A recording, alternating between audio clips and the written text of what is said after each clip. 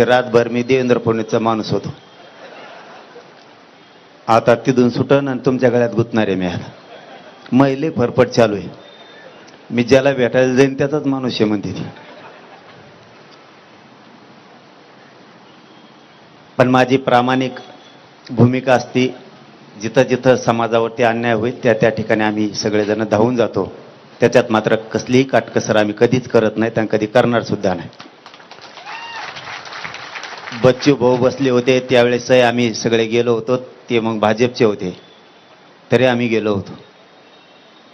कुणी कुठल्याही पक्षाचा असो, शेतकऱ्यांच्यासाठी कोणी मैदानात असेल तर आम्ही सगळेजण कायम सोबतीला आहेत. उद्या जर वाटत असलं कोणाला की मी यांच्याकडे भेटीला आलोय म्हणजे यांचा माणूस, उद्या भाजपचे सुद्धा लोक बसा उपोषणला, बघा मी येतो की नाही सगळ्यात आधी. फक्त ते नाव ठेवू नये, ते त्यांच्या भूमिकेवर आहेत, आम्ही आमच्या भूमिकेवरती ठाम आहेत.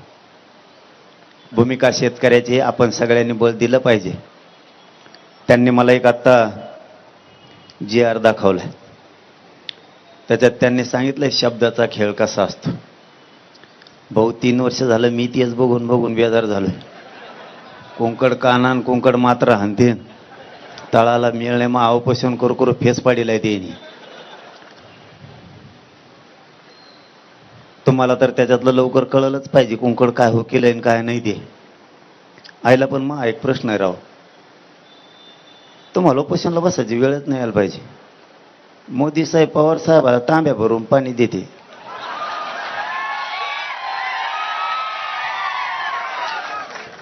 ते कोणत्या तरी टेबलावर आहे ना गिल्लास भरून पाणी दिलेलं. आणि मग मोदी साहेब जर एवढा जीवला तर तुम्ही उपोषणाला बसून मग हडकं मोडून घ्यायला लागले उगाच. पवार साहेबाला सांगा एक फोन फिरावं म्हणा तिकडं, काय जेवण कशाला ताण घ्यायचा उगाच, शेतकऱ्याचं तरी कल्याण होईल. त्यांचं तर चांगलं आहेच ना, तुमच्यावरती तरी कशाला ही उपोषणाची वेळ यायला पाहिजे. आणि माझं एक दुसरंही प्रामाणिक मत आहे, जर सरकार तुम्हाला बोलवत असलं तर तुम्ही चर्चा करून मार्ग काढावा. माझं प्रामाणिक मत सांगितलं मी तुम्हाला. नाही ऐकल्यावर बघू. सध्या जर मी चॅनलला पण बघितलं ते भरणे मामा म्हणलेत असं करूयात तसं करूयात, मला वाटतं विश्वास ठेवावा एकदा. आम्ही ठेवला होता.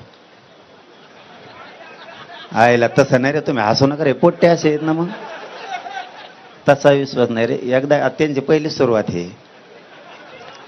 मग जर म्हणत असले तर एवढे बरं जाऊन द्या ना, काय त्याला. तर भरणे मामावर विश्वास ठेवा एकदा.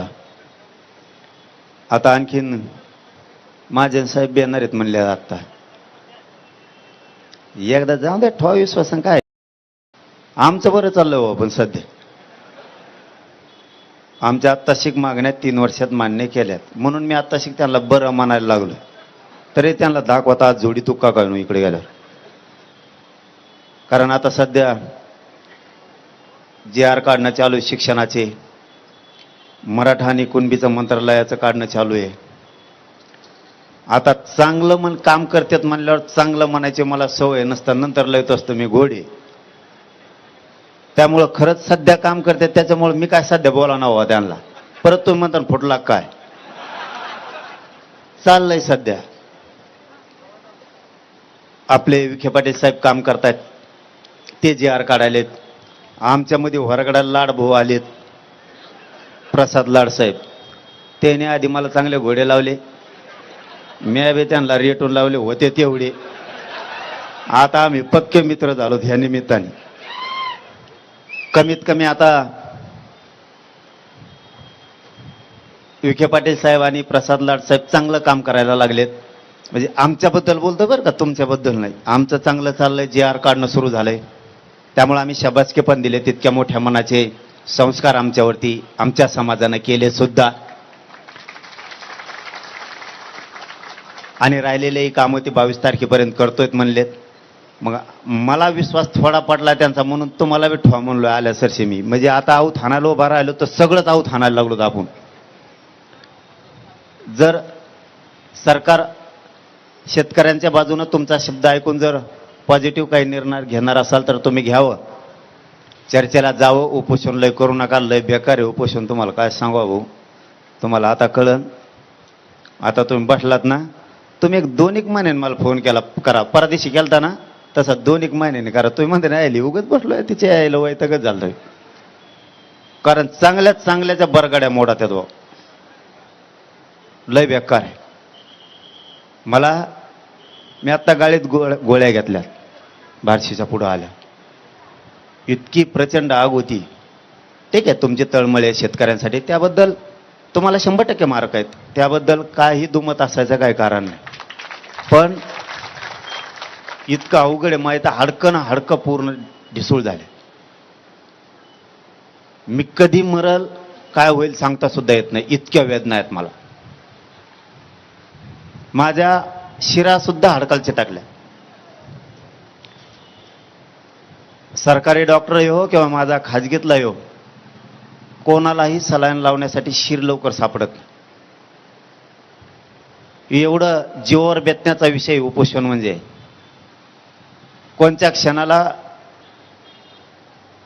किती मोठी आग पोटात व्हायली